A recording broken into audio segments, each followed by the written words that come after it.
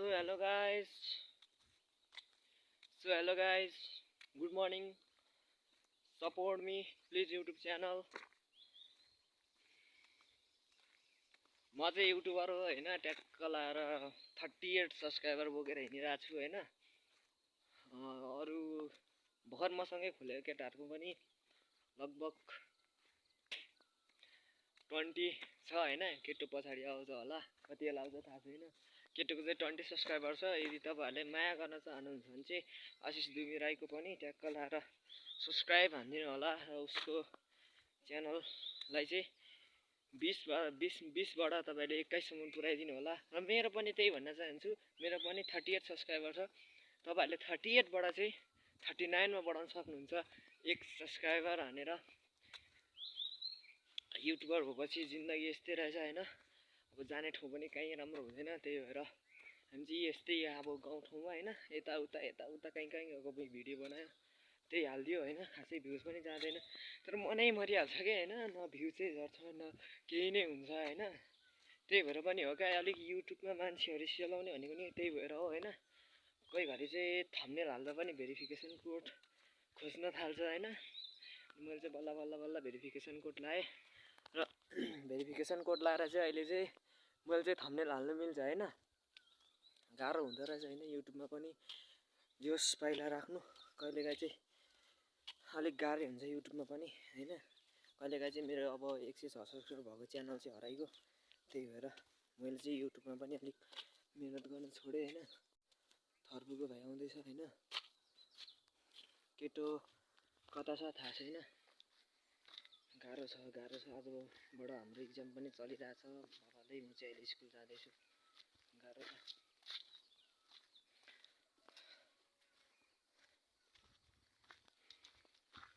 School हिँड्नु सुभन छैन गएको। त्यही भएर गाह्रो छ। केटाहरु अब कति बेला आउँछ केही थाहा छैन। एकजनाले चाहिँ पर पर्खिरहेछ भने म चाहिँ भर्खर जाँदैछु। अब हेरौँ उनीहरू के गर्दैछ केही थाहा छैन। अब पढ्ने चाहिँ कोही होइन, फेरि इक्जाममा सुद्धो होइन। म पनि त्यही हो, म नि पढाएको छैन, केही गराएको छैन, त्यही पनि केही छैन, गाह्रो छैन होइन। अब नपढी जाँदा अब पास मात्रै हुने सम्भावना देखिरहेको छु होइन। पास पनि कोनी धौधौ छ पास हुनु पनि। केटो चाहिँ पर आउँदैछ ट्याक्क लाएर पर कालो ज्याकेट ओढेर पछाडि आउँदैछ भनेको, तर हो कि होइन क्याप चाहिँ ओढिरहेछ। केटोको लुक्स चाहिँ त्यस्तै छ नि त सेम। त्यही भएर अहिले चाहिँ हामी भन्दा नि म एक्लै छु, स्कुल जाँदैछु।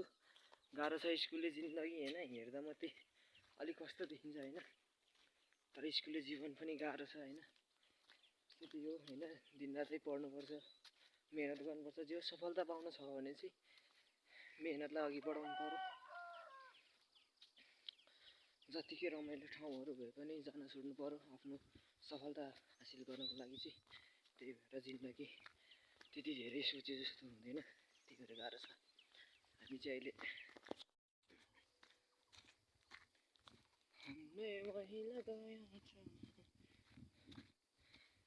हामी चाहिँ स्कुल जाँदैछौँ है।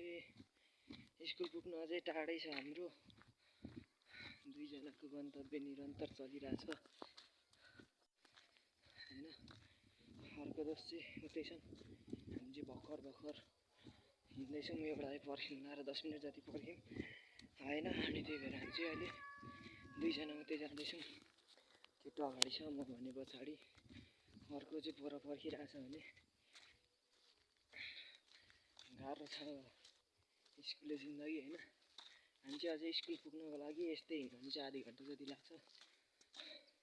समय पर देख्न सक्नुहुन्छ, पर्खिरहेछ है केटोले, अघिदेखि पर्खेको होइन। बाटोमा अरूलाई पर्खिँदा ओर्दा अलिक ढिलो भइहाल्यो। त्यही भएर फेरि चाहिँ पर्खिरहेछ। पर्खिनुको कारण चाहिँ टक्क झोला माडोले देख्छ नि त मैले, त्यही भएर। नत्र त केटो स्कुल पुगिसक्थ्यो यति बेला हो। कतिको पढ्यो केटा?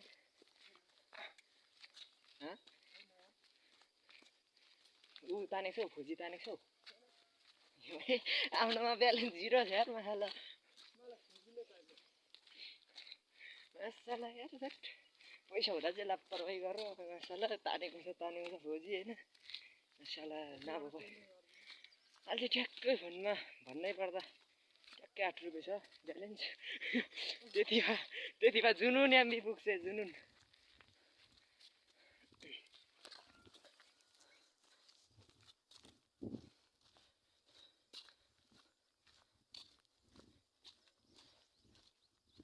ट्याक्क आज चाहिँ चौरी गाईको यस्तो कपाल पारेर हिँडेको छु नि त स्कुल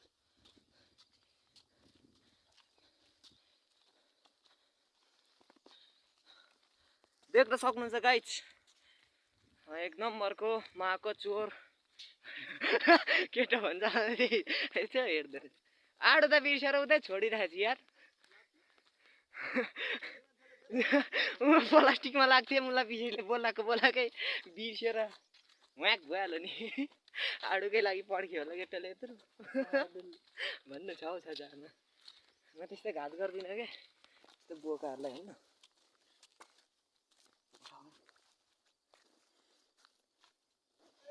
यहाँ पनि डट रहेछ त यार ए मिलेको यार बिक्री हो खानु म खाइहाल्छु हामी चाहिँ केटोलाई आडो दिइसकेका छौँ केटोले मारिकन खाँदैछ लुक्दै खाउन आडो ठुलो रहेछ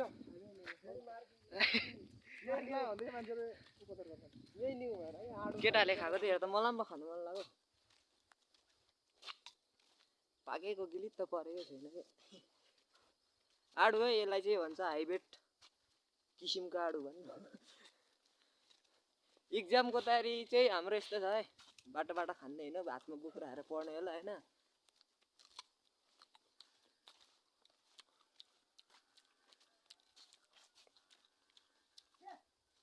पर्भिनेले मलाई ल्याउनु पर्थ्यो ला अनि भागो माहाला कताबाट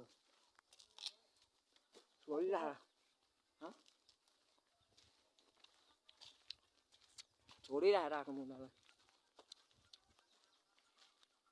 भनिरहेको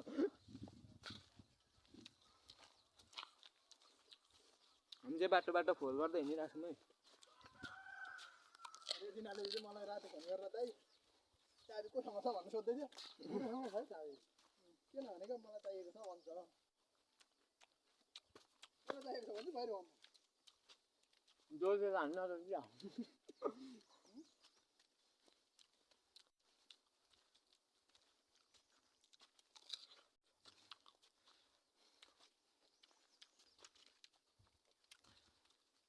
अहिले दिन खुल्ला छ है आकाशमा अलि बादल छ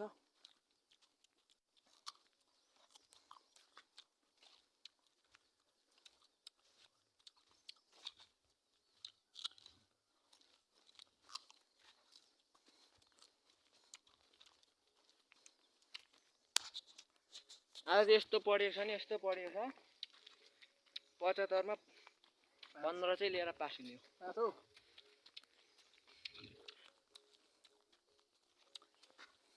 पहिला मेरो क्या उयोमा इङ्ग्लिसमा क्या थर्डमा भन्दा ट्याक्कै जिपिए यो ठुलो जिपिए क्या ट्याक्कै ए जिपिए भन्दा रहेछ नम्बरकै इङ्ग्लिसमा सबिन सरले पढाएको थाहा छ 9 मा ट्याक्कै 1 आएको थियो 1 नम्बर त पनि केमा भन्दा त्योमा क्या ठिक बेठिकमा माहाला सबैमा इन्टु हान्दै थियो है मिलेस कि नमिले भनेर एउटा चाहिँ बेठिक थियो चाहिँ ठ्याक्कै 1 नम्बर हाँसु त्यो यार सोरा प्यार भयो कसको यो 1 नम्बर चाहिँ भनेर यसो हेर्छ लास्टमा त मेरो भयो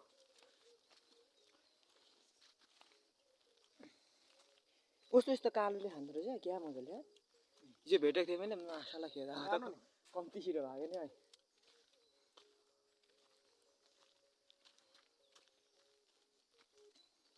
हामी चाहिँ दुःख सुखको गफ गर्दै हिँडिरहेको छौँ अहिले दुःख सुख गर्नु बटरफ्लाई घोडा भन्दा मुनि हाल्नु थाल्छ नि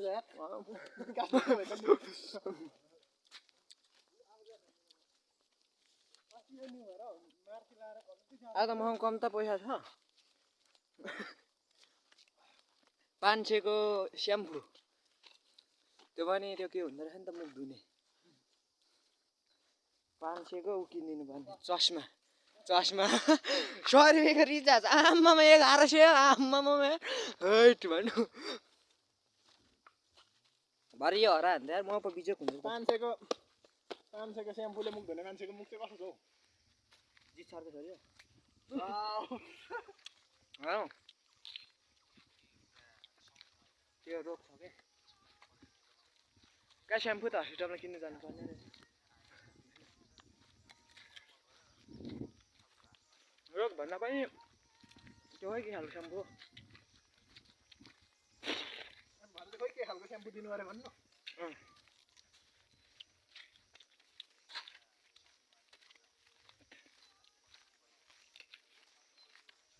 लास्टमा चाहिँ टोइलेट सफा गर्नु होइन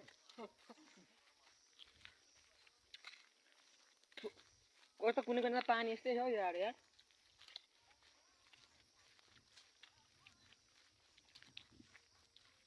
अघि त एकरास केटाकेटी बोलेको सुन्दैछु त बोर्डिङ जाने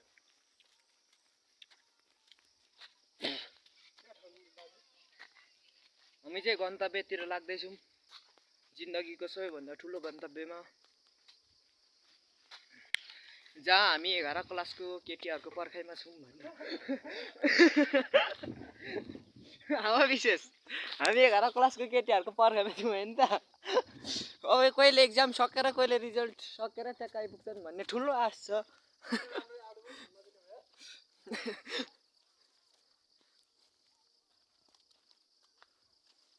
भएको पनि दर्जन जति गर्लफ्रेन्ड बनाउने मन छ भन्नु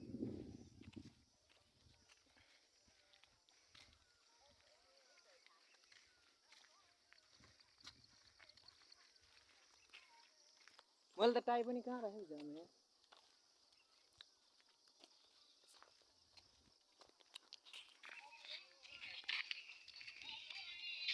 बाघचाले डाँडा त्यहाँ छ है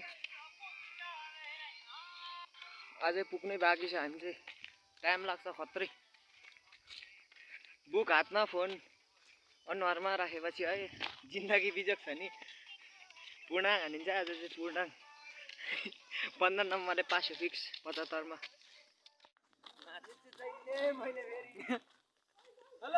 सो हेलो गाइज अहिले चाहिँ हामी घर फर्किसकेको अवतरणमा छौँ र हाम्रो इक्जाम चाहिँ अब एउटा मात्रै बाँकी रहेको छ र हामीले बाँकी भएको एउटा चाहिँ आज भर्खर कम्प्लिट गरेर आइसक्यौँ अब हाम्रो इक्जाम भनेको चाहिँ भोलि लास्ट हो हेरौँ कस्तो हुन्छ अब भोलिको चाहिँ आजसम्मको चाहिँ ठिकै भइरहेछ त्यति धेरै राम्रो पनि भएको छैन तर यसको चिन्ता चाहिँ कसले गरिदिने र यसको चिन्ता कसले भन्छ त्यसरी यिनीहरूको चाहिँ भोलि एकदम लास्टै गाह्रो विषय छ होइन हाम्रो चाहिँ अलिक ठिकै छ हाम्रो पनि अलिक मैले चाहिँ कपी कोरिराख्नु पर्ने हुन्छ बेकारको चित्र बनाइराख्नु पर्ने हुन्छ त्यही भएर गाह्रो छ पछाडि देख्न सक्नुहुन्छ एकदम स्याड लवरमा हामी चाहिँ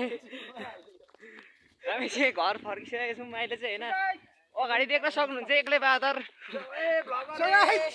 त्यही भएर हामी चाहिँ घर जाँदैछौँ माटोक्ने वत्ता हेला त हामी चाहिँ अहिले भर्खर बाक्साले पुग्दैछौँ मालकै चुद भेन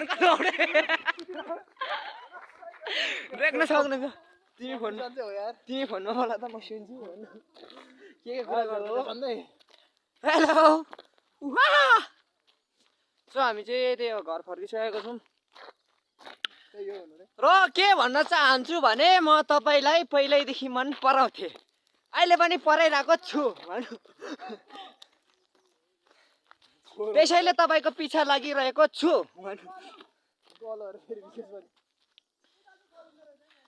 तपाईँलाई मैले नयाँ वर्षमा देख्ने बित्तिकै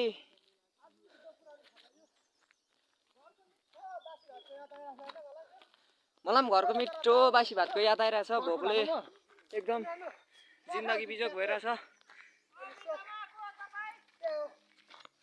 गाह्रो छ एकदम भोकले भुँडी चट्टारिएर बिजोक छ यो चोरहरूले चाहिँ आज खाजा पनि खुवाएन होइन केही छैन हाम्रो पनि दिन आउँछ के गर्नु होइन गाह्रो छ म्युजिक लभरहरू किताब पछाडि ओइ माथि ला ओए मालकै चुद सो यो एकदम फटा हो यो केटो छेउको देख्न सक्नुहुन्छ अनि मेरो छेउतिर यसरी दुईटा खुट्टा पारो उफ्रिने हो पछाड्छ नि म त यस्तो लाग्दाखेरि त्यही भएर गाह्रो छ होइन अझै थुप्रै सामान किन्नु थियो केटोले चाहिँ सामान बेचिराखेको छ मेरो नि सामान चाहिँ किन्नु थियो तर मैले सामान मैले चाहिँ ल्याइनँ गाह्रो छ